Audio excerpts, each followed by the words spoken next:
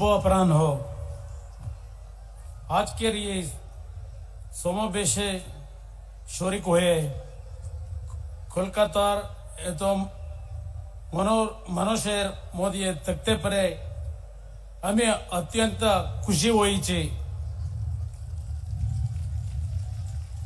सुकलाई जाने भारतीय समाजेर विदाग्दो मनोनशील मनुष्य बस कोलकाता ये सही गौरव भूमि जहाँ रवींद्रनाथ टैगोर एर मोतो महान कवि श्री रामकृष्ण परमहंसोदेव स्वामी विवेकानंद मोतो सन्यासी ईश्वर चंद्र विद्यासागर राजाराम मोहन राय एर मोतो प्रगतिशील चिंताविद एवं अगणित कवि लेखक स्वाधीनता संग्रामीर कीर्तिते उज्ज्वल भारतीय जातिर जन्नो एदेर अवदानेर कोनो तुलना नहीं। बांग्लादेशो महान व्यक्तिदेर आमी विनम्र श्रद्धा जानियाई एदेर गाचे हमरा चिरदिनेर जनोरुणी। Respected Madam Mamata Banerjee, several leaders coming from all over the country who are sitting on the dais, brothers and sisters, media friends.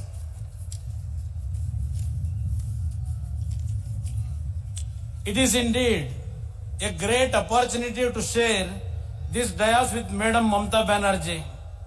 Her simplicity, the way she mingles with the people of the state, the way she responds to their grievances, the urge she has for the well-being of the people of the country have left indelible impression on me. Didi has always been a role model for the country, always stood for the women empowerment. I am happy to be part of this rally. I feel this is just the beginning. We will march together to build a new strong India. My father, former Prime Minister H.D. Devegowda ji, had taught me over the years the same lesson to be simple and humble like Didi Madam. How she is lending a responsive ear to the distressed and helping a hand to lift them up. I am happy to share the dais with and all the esteemed leaders here who are known for their regional identity and their concern for the regional issues like ensuring proper and equitable utilization of the land, water, social security and all other facilities.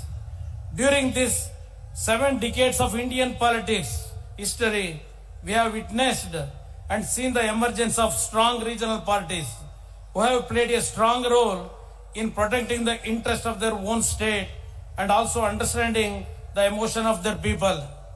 I firmly believe that regional parties have the strong instinct to connect with people and understand and protect the interests of the people of their states. Take any example of the leaders gathered here who have built the regional parties successfully and have made enormous contribution to their state. In Tamil Nadu, we see late Karunanidhi ji who have won the hearts of the people and met the aspiration of the people of Tamil Nadu. Similarly, in Uttar Pradesh, SP and BSP have been doing great job. If we go to the Andhra Pradesh, we have Sri Chandrababu Naidu ji who has taken Andhra Pradesh to new heights. And look at your own West Bengal, how amazingly Didi Mamata Banerjee has transformed the state during last 7 years.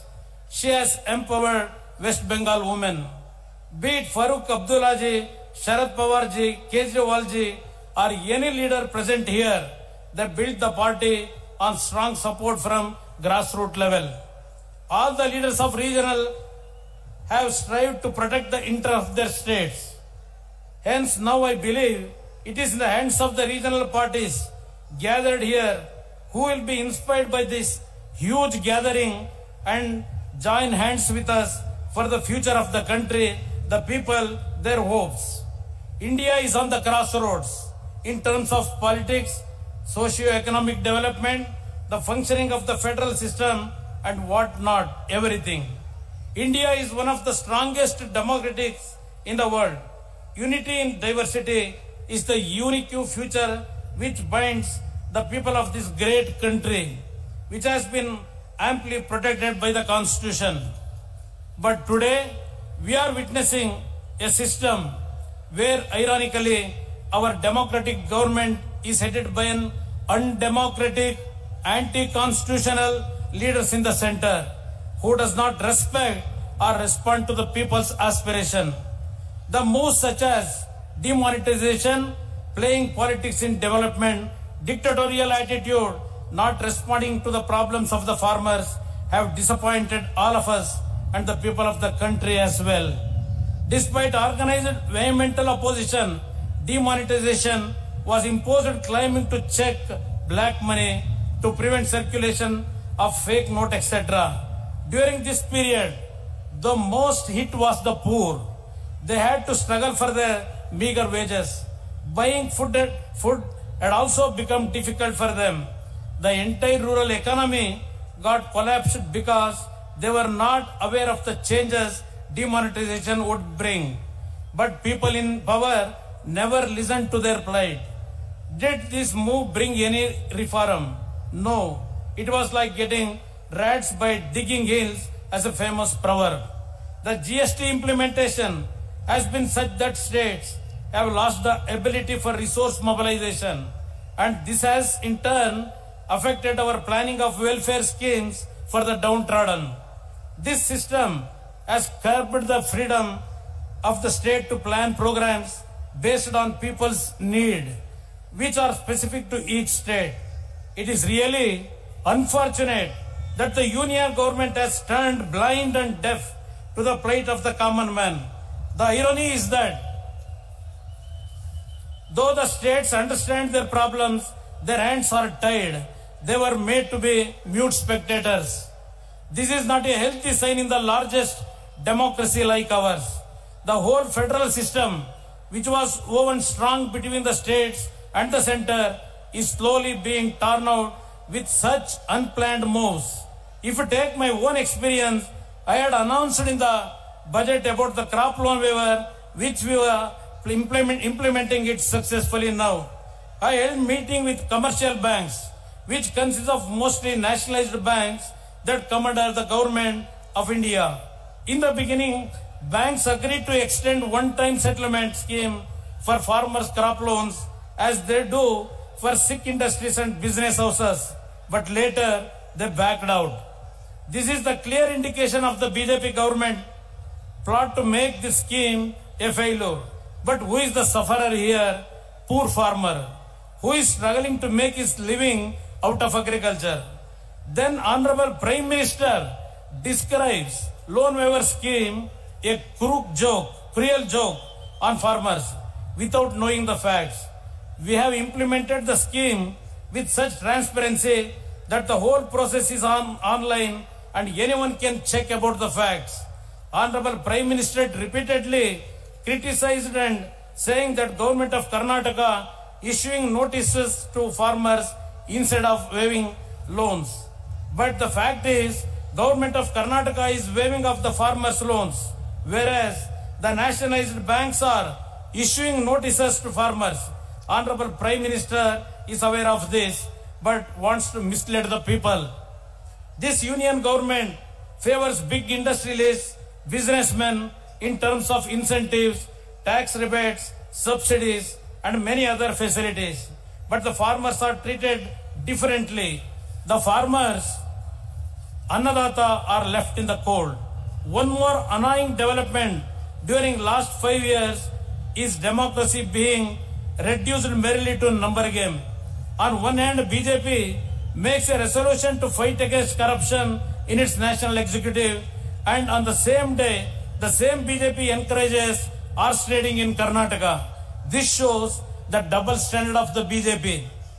The most ridiculous part, and which has become a national issue today, is that the BJP leaders offering huge amount of cash for MLAs of Congress and JDS to resign and join them. Legislatures are being treated like commodities. Perhaps this is the worst phase where the honor and pride of legislatures is at stake. They are making mockery of democracy in Karnataka. This needs a serious look into the happenings of these unlawful activities of BJP. I would like to remind the case of my own father in the year 1997 and Sri Vajpayee ji of their own party. Both of them never compromised their integrity. They held their head high and resigned instead of being in power by hook or crook. Now the time has come to make them understand that people are not blind or foolish. The beauty of democracy is that whatever we do when in power, we are answerable to the people of the country and they will give their verdict through votes. In this background, this rally of all like-minded secular parties is very significant. I would like to fondly remember that one such effort was made during my swearing ceremony as Chief Minister. I extend my heartfelt gratitude to all the leaders who are present on that occasion. And in this rally, I strongly believe that we are stepping towards building a formidable coalition setup to guard the democratic values of this great country, which were being advocated by none other than the father of the nation, Mahatma Gandhi, whose 150th year and Jayanti celebrations are being held.